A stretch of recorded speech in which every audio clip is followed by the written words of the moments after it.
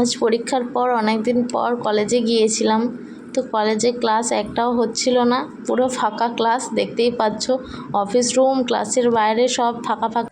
যারা নতুন ফার্স্ট ইয়ারে ভর্তি হয়েছিল সেসব ছেলেরা কিছুজন ঘোরাঘুরি করছিল, কলেজ দেখছিল।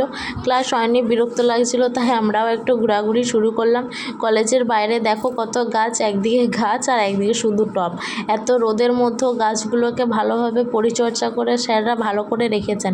এই হলো আমাদের কলেজের লুক। অনেক গাছ আছে, অনেক গাছ আবার মরেও গেছে। অনেক গাছগুলো আমরাই আগে দেখে শুনে যত্ন করে রাখতাম, এখন তো আর কলেজ যাওয়া হয় না, তাই আমরা আর দেখতেও সময় পাই না। ঘোরাঘুরি করে আর ভালো লাগছিল না, তাই বাড়ির পথে রওনা দিলাম। ক্লাস হয়নি, কী করব বসে থেকে। তো কলেজের বাইরেও একজনও জনপ্রাণী নেই, দেখতেই পাচ্ছ। এখন বাজে প্রায় মোটামুটি 3:30।